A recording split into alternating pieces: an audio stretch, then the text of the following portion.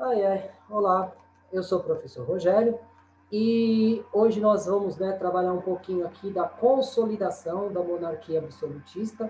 Então, nas últimas 2 semanas, nós estávamos falando, como o que é o absolutismo, os teóricos, então a formação das coroas nacionais no final do feudalismo.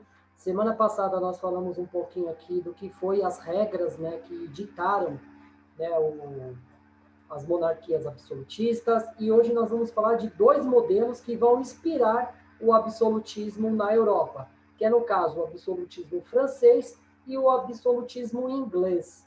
Então, não é proposital que eu estou com essa camisa vermelha, levando em consideração que a cor vermelha era considerada uma das cores que representavam a realeza, a monarquia, o poder divino, e isso tem algumas características próprias, dentro dessa realidade. Então, antes de qualquer coisa, então vamos, começar a falar um pouquinho aqui sobre a monarquia absolutista, ou os modelos de absolutismos, Então, modelos absolutistas. Então, quando nós falamos em modelos, então não existia apenas um, existia alguns. Então, dentro dessa realidade, então dentro desse contexto todo, como a gente já viu, o poder, segundo alguns filósofos absolutistas, esse poder ele era derivado pela vontade divina. Então, o rei, ele era escolhido por Deus para estar naquela posição. Então, ele era escolhido por Deus para estar ocupando o cargo. Então, ele era divino, ele era absoluto. Então, aquilo que eu coloquei ali no início. Então, a representação de cada casa, de cada dinastia, ela tinha os seus símbolos, os seus significados, entre outros elementos, e tudo isso vai desembocar ali, no período que nós chamamos de dos modelos absolutistas. Então, o primeiro modelo absolutista que nós vamos ver aqui que vai inspirar os outros é o absolutismo francês. Então, no caso, o absolutismo no caso de Luís XIV, que nós vamos falar um pouquinho mais sobre ele. Bem, então, o absolutismo ele foi um fenômeno político que caracterizou a emergência e o estabelecimento do Estado moderno europeu entre os séculos XVI até o século XVIII. O absolutismo francês, em especial, expressou toda a sua pujança, desse modelo político. O rei Luís XIV, de 1643 a 1715, conhecido como Rei Sol. Então, ele personificou todas as características do rei absolutista.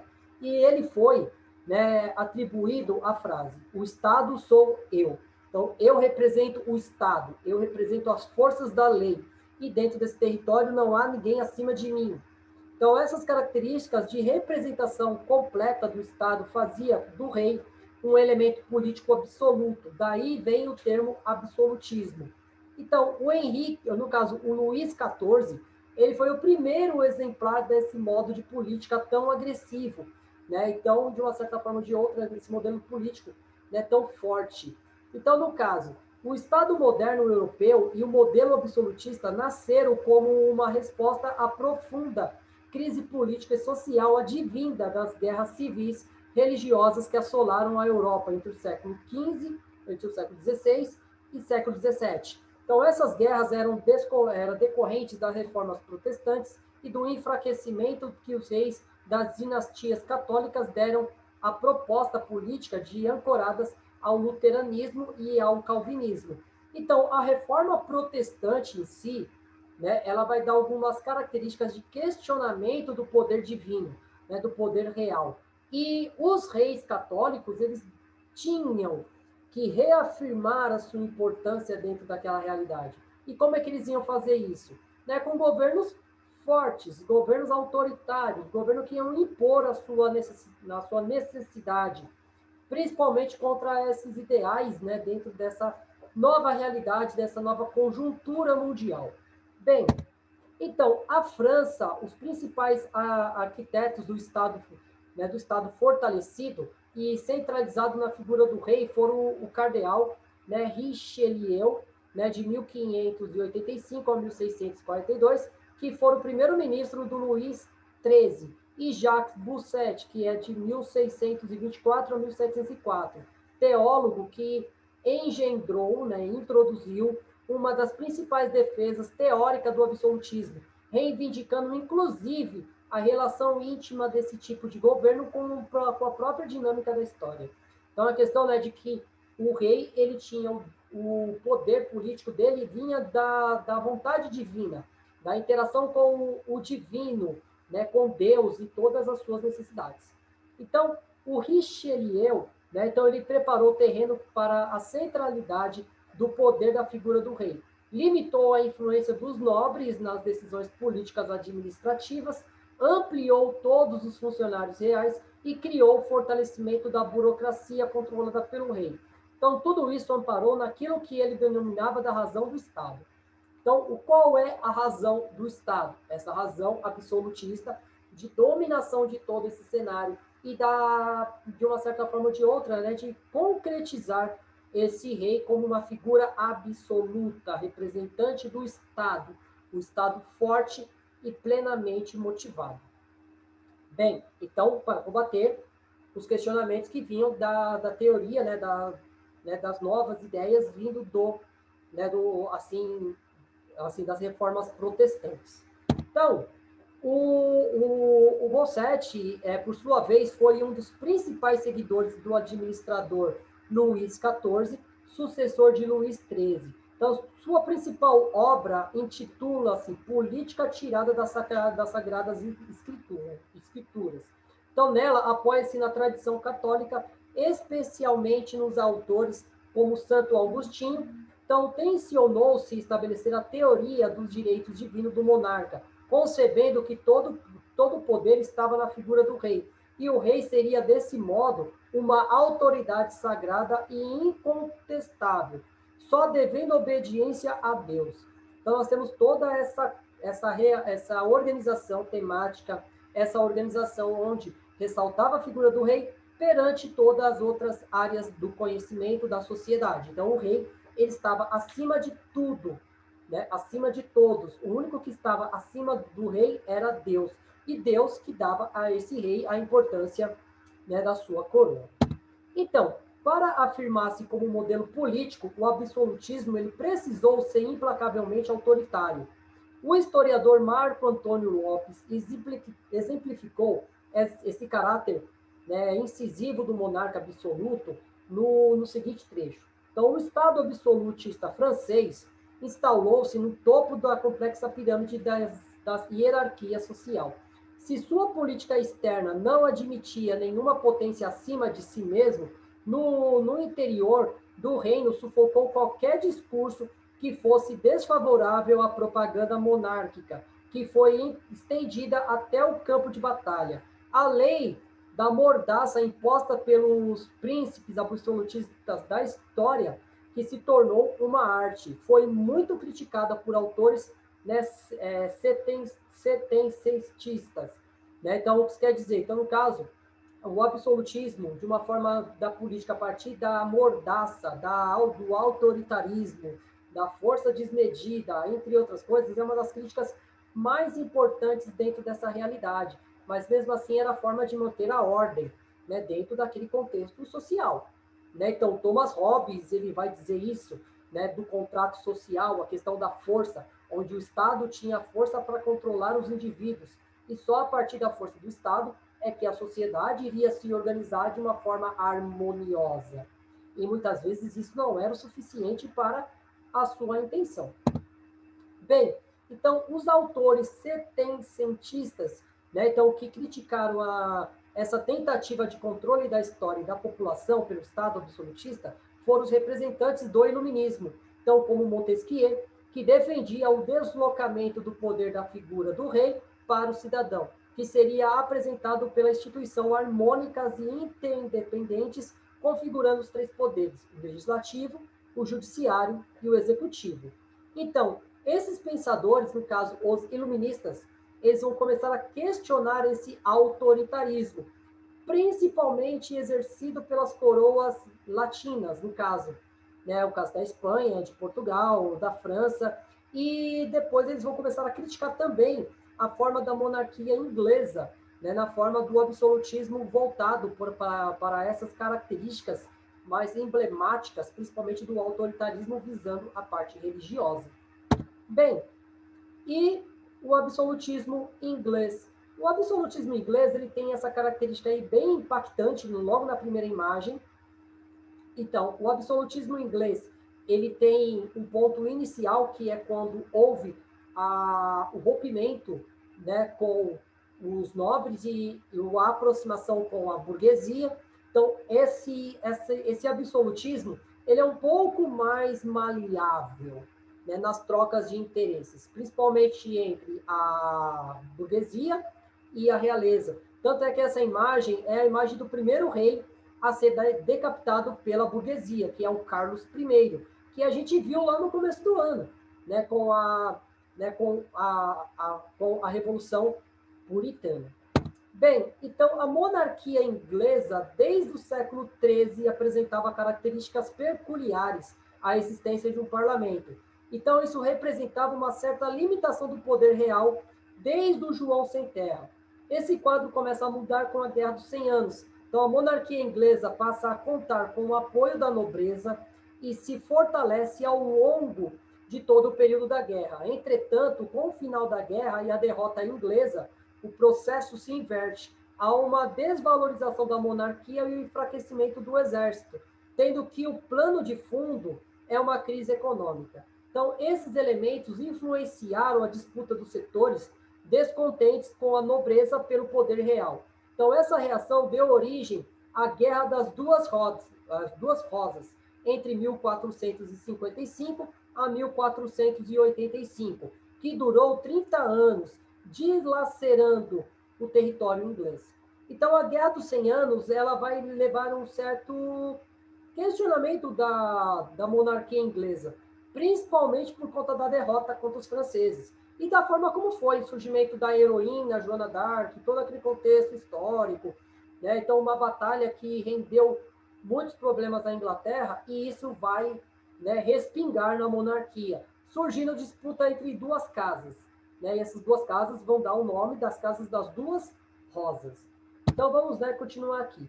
A primeira casa que nós vamos falar aqui é a dinastia Tudors. Então, tanto é que tem uma série falando sobre a dinastia Tudors, né, e qualquer, assim, no YouTube vocês conseguem ver. Então, a dinastia Tudor, ela vai tomar o poder e ela vai provocar algumas mudanças dentro do cenário que vai proporcionar, né, assim, resolver as crises econômicas geradas na Guerra dos 100 Anos e, principalmente, né, colocar regra no jogo. Bem, então, tudo começa. Então, o começo dessa guerra deu-se com um acordo entre Henrique de Tudor, o Henrique VII, e a família de York. Então, o Henrique VIII, de 1509 a 1547, eliminou o único poder que ainda oferecia perigo à nobreza, a Igreja Católica. Então, assim, o fez através da reforma anglicana. Então, no caso, nós temos que entender que a reforma anglicana é um ponto essencial para nós compreendermos o surgimento da coroa absolutista inglesa. Eu sei que eu vou falar um pouquinho mais para frente sobre a reforma anglicana, mas é sempre bom nós pensarmos o seguinte: qual era o papel da igreja ali entre os séculos, né, no caso do século XVI? Então, era o controle, né, da sociedade. E a Igreja Católica, ela era contra o acúmulo de bens, o acúmulo de capital, o acúmulo de riquezas. E era considerado isso um pecado, denominado de usura. Então, para o fortalecimento da burguesia inglesa, era necessário romper com essas amarras. Então, é isso que o Henrique VIII vai fazer. Então, ao mesmo tempo em que se tratava-se de uma coisa para si, o poder supremo até então exercido pela Igreja, o Henrique VIII confiscou todas as suas terras, usando-as para distribuir à nobreza em troca de apoio político. Então, além disso, durante seu governo, iniciou-se um intenso desenvolvimento comercial, com investimento na marinha mercante, possibilitando intensos lucros para o comércio e para o Estado. Então, a política do Henrique VIII conseguiu trazer apoio total do parlamento, que passou de órgão limitador, né, do poder real para instrumento de limitação deste poder. Então, no caso, né, quando nós falamos do Henrique, o Henrique VIII, ele vai promover algo que era impensado naquele momento. Então, ele vai romper com a maior instituição do mundo, que era a Igreja Católica, e quando ele rompe com a Igreja Católica, ele vai confiscar as terras que estavam nas mãos da Igreja e vai doar aos burgueses, vão vender aos burgueses. Isso vai fazer com que o desenvolvimento econômico da Inglaterra fosse algo exponencial, extremamente rápido, extremamente veloz, e principalmente também o investimento dessa burguesia sobre o controle do comércio marítimo. Então, o comércio marítimo, que estava ganhando força ali entre o século XV e XVI, vai se tornar um ponto essencial para o absolutismo inglês dentro dessa realidade. Então, nesse sentido, o Henrique ele conseguiu o apoio do parlamento, então ele conseguiu romper a barreira que foi construída, né, durante o governo do João Sem Terra, e isso vai fazer com que o parlamento seja, de uma certa forma, que vai endossar, que vai legislar, que vai legitimar as atitudes, né, do Henrique VIII. Então, o sucessor do Henrique VIII, o Eduardo VI, de 1547 a 1556, deu prosseguimento à política religiosa rigorosa do seu pai, mas sua irmã, Maria I, de 1553 a 1558, casou com Felipe II, rei da Espanha, estabeleceu o catolicismo e perseguiu ferozmente os protestantes. Então, a Elizabeth I, de 1558 a 1603, a filha mais nova do Henrique VIII, estabeleceu o anglicanismo. Então, quem foi a rainha Elizabeth? Ou, né, a Isabel I?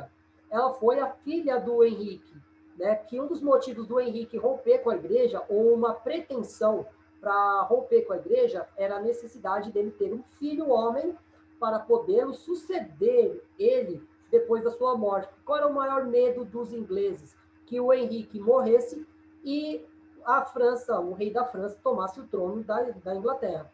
Isso seria algo trágico para a Inglaterra, perder a sua autonomia para os franceses. Então, nesse meio tempo aí, o que vai acontecer? Então, no caso, o Felipe, ele vai casar com a Maria I e eles vão tentar restabelecer o catolicismo na Inglaterra. Fato que vai levar a uma grande revolta dentro da Inglaterra, e isso só vai se acalmar com o governo da Elizabeth I. Né? Então, os três principais reis absolutistas da Inglaterra, né, pertenceram à dinastia Tudor, foram Henrique VII, Henrique VIII e o Eduardo VI. Estes reis desenvolveram a Inglaterra e as transformaram na maior potência marítima e militar daquela época. Né? Então, no caso, a Inglaterra vai tomar para si esse título. E a Inglaterra só vai deixar esse título de maior potência mundial apenas no final da Segunda Guerra Mundial, quando os Estados Unidos ele emerge com essa titularidade. Então, a conspiração católica. Então, a Maria de Stuart, rainha da Escócia, com o apoio dos católicos e seu cunhado Felipe II da Espanha, conspirava contra Elizabeth I, sua prima anglicana. Para tomar o trono da Inglaterra, a conspiração é revelada e aos envolvidos são executados, com exceção da Maria I, considerando um risco que sua morte pudesse provocar uma insurreição, uma revolta católica no país. Além dos riscos, né, de que os herdeiros da Escócia, o James, filho de Maria, iniciasse uma guerra contra a Inglaterra. Então, a Elizabeth ofereceu então a James a possibilidade de ser o herdeiro ao trono inglês, sobre a condição que aceitasse a execução de sua mãe. Então, nós temos todo esse contexto de poder ali naquele momento. Então, o risco de uma conspiração católica contra os protestantes anglicanos, a Elizabeth tramando, né, a execução da sua prima, isso por conta de um pretexto do seguinte, o cenário ele era desolador à monarquia inglesa. Então, no caso, ou esse acordo ele era traçado, ou poderíamos ter vários problemas dentro daquela realidade. Entre esses problemas poderia ser o quê? Uma insurreição católica e um levante contra a rainha. Né? Então, no caso aqui, nós temos a foto do James, né? O James que vai se tornar o James I, o rei que vai suceder a Elizabeth I. Bem, a dinastia Stuart. Então, a dinastia Stuart, ela tem início aí com a chegada do James I. Então, no caso, com a morte de Elizabeth I, o trono passa para o seu filho, né, de Maria, que se torna James VI da Escócia e I da Inglaterra. O rei da Escócia, primo distante de Elizabeth. James assumiu como o James I, iniciando um período bem conturbado. A burguesia, fortalecida com o grande desenvolvimento econômico, atingido durante, né, a dinastia Tudor, passou a reivindicar direitos políticos e igualdade com a nobreza. Ao mesmo tempo que o processo de cercamento gerava uma massa de camponeses miseráveis que sofreram como animais, concentrados nas grandes cidades, representando um forte elemento de tensão social e da oposição ao rei Carlos I. Então, Carlos I, de 1625 a 1648, filho de James I, buscando reforçar o absolutismo, fixou novos impostos sem aprovação parlamentar. E em 1628, as despesas causadas pela guerra com a França obrigaram o rei a convocar o parlamento hostil, que lhe impôs a petição dos direitos, e o controle da política financeira e da convocação do exército passaram a ser competência do parlamento, que seria convocado regularmente. Então, no caso, nós temos todo esse cenário dentro dessa realidade. Então, o James, quando ele assume o poder, ele não provoca mudanças muito significativas. Mas como o Carlos ele chega ao poder, ele quer restaurar o absolutismo, retomar o tempo de poderes absoluto do rei inglês. Mas isso a burguesia que já vinha, né, buscando mais autonomia, buscando novas formas de governo, entre outras questões, essa burguesia ela não vai abrir mão das suas conquistas. E como a burguesia ela não abre mão das suas conquistas, então isso vai gerar quase uma guerra civil dentro da Inglaterra, que vai ser ali nesse momento o que nós chamamos de revolta, né, assim, a Revolução Puritana e depois a Revolução Gloriosa. E assim, então, o absolutismo na Inglaterra teve início após a Guerra das Duas Rosas. Então, essa guerra foi uma luta entre as famílias nobres de Lancaster e York, apoiadas por grandes rivais da nobreza. Então, a guerra terminou com a ascensão do Henrique Tudor, apoiado pela burguesia. Então, o novo monarca subiu ao trono, né, de Henrique VII, fundou a dinastia Tudor e seu reinado foi de 1485 a 1509. Então, o Henrique VIII seguiu, né, segundo o rei da dinastia, governou de 1547 e conseguiu impor a autoridade aos nobres com auxílio da burguesia, fundador do anglicanismo.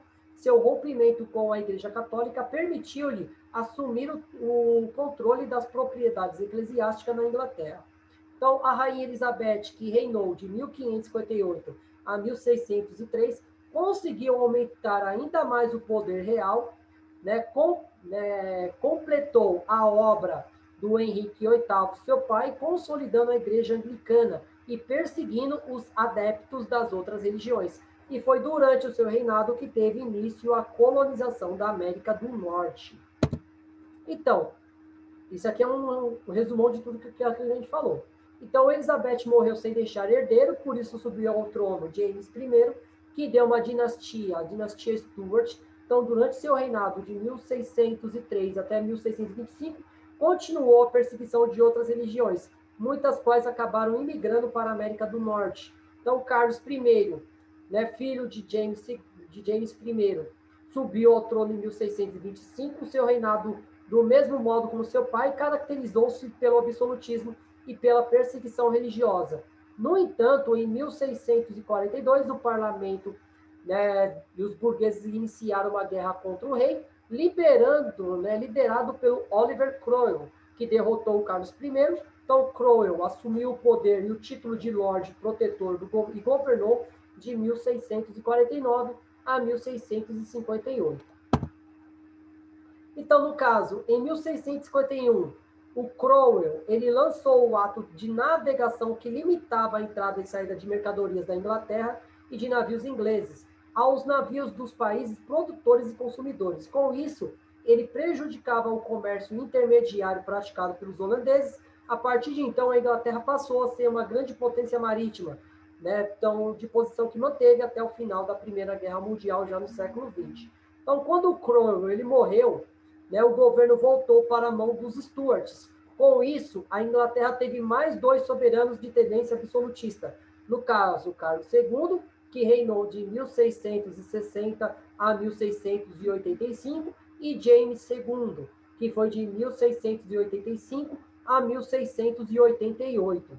Então, além de suas tendências absolutistas, o James II era católico declarado. E seu substituto no trono foi o filho que tivera, né, com a sua segunda esposa, também católica. A primeira esposa era protestante, então James só teria duas filhas. Então, o mesmo problema sucessório. Então, o James II não tinha um herdeiro. Então, quando ele morre, vai se gerar essa crise sucessória. E isso, né, vai desembocar no parlamento. Então, o parlamento, temendo a volta do catolicismo e o absolutismo, une-se, né, e resolveu convidar o príncipe holandês, o Guilherme de Orange, né, casado com Maria de Stuart, filha mais velha de James II, para invadir a Inglaterra e depor o rei, a fim de restabelecer a liberdade e proteger a religião protestante. Então, nós temos todo esse cenário político e, de uma certa forma ou de outra, né, de organização, de intrigas e traições, entre outros elementos. Então, em novembro de 1688, o Guilherme desembarcou na Inglaterra com um exército de 14 mil homens, marchou sobre Londres e ocupou sem disparar só um tiro. Então, James II fugiu para a França e Guilherme foi coroado o nome de Guilherme III. Essa revolução ocorrida sem derramamento de sangue, denominou-se como Revolução Gloriosa. Então, o novo rei, ao ser coroado, teve que jurar a declaração aos direitos, que assegurava ao parlamento o direito de aprovar e rejeitar impostos, garantia de liberdade individual, da propriedade privada. Então, a Declaração dos Direitos estabelecia também o princípio da divisão dos poderes. Então, tudo aquilo que era defendido pelos iluministas, principalmente pelo Montesquieu, no caso, nós temos o Montesquieu, nós temos no caso, o Thomas Hobbes, nós temos o Voltaire, que todos eles defendiam esses direitos, assim, esses direitos liberais. Principalmente, né, a questão, né, de que esse ato foi um ato glorioso, né, por conta de que o James ele fugiu e não houve a necessidade de derramamento de sangue. Mas esse amparato foi a base para o engrandecimento ainda mais da Inglaterra e que vai desembocar ali, né, no caso, na Revolução Industrial no final do século XVIII. Então aqui nós temos uma iconografia do James, né, no momento próximo da sua fuga, e isso é um ponto essencial para nós entendermos o ato ali, dessas revoluções. E a Rainha Elizabeth, né, como uma das patronas, né, desse movimento emancipado, né, da Marinha Inglesa, levando em consideração que ela derrotou a tão poderosa esquadra espanhola. Tanto é que, de um lado, nós temos, né, a esquadra, né, britânica indo em mares de brigadeiros, né, então mares calmos, e do outro, retratando a batalha, né, contra os espanhóis. E essa imagem deixa bem claro, né, a fama da Elizabeth como a rainha virgem, como se fosse que ela não precisasse de um rei. Né? Então, ela governou a Inglaterra sem a necessidade de um monarca junto a ela. Então, isso caracteriza por essa coroa aqui, né, isolada nesse canto. Bem, gente, então, e com isso nós finalizamos o absolutismo, né, na Europa. Né? Então, nesse caso, né, é sempre bom nós ressaltarmos que nós vamos estudar esse absolutismo até, né, a Revolução Francesa, que nós vamos terminar isso só no ano que vem, né, só no 8º ano. E, assim, qual é a importância de estudar esse absolutismo? É que esse absolutismo ele foi usado, né, principalmente para justificar o poder, né, das colonizações, entre outros elementos, dentro dessa realidade. Então, gente, assim, gostou do vídeo, né? Então, isso termina aqui nosso tema. Mas, assim, gostou do vídeo? Deixa aqui um like, né? Vamos, né, nos inscrever, se for da vontade de vocês. Então, eu acho interessante, né? Assim, esse vídeo está disponível principalmente para os meus alunos, né, de todos os níveis. Então, é legal, né, chegarmos e entender que a história, ela é um ciclo e ela vai se replicando e ela vai se modificando. Então, o absolutismo, ele é colocado, né, no poder pelos burgueses, mas depois ele vai ser retirado pelos mesmos burgueses. Então, gente, fica bem claro aqui. Então, gostou? Deixa aqui seu like, né, qualquer coisa, assim, se achou interessante o tema, ficou alguma dúvida sobre o tema, deixa aqui nos comentários, assim, a dúvida que ficou aí pendente e que eu retorno assim quando possível. Né? Então, também gostou ou quer um tema, ou quer um outro tema, né? Então, deixa aqui no comentário também uma sugestão que eu atenderei assim quando possível. Então, a gente agradece a todos aqui, muito obrigado e até a próxima.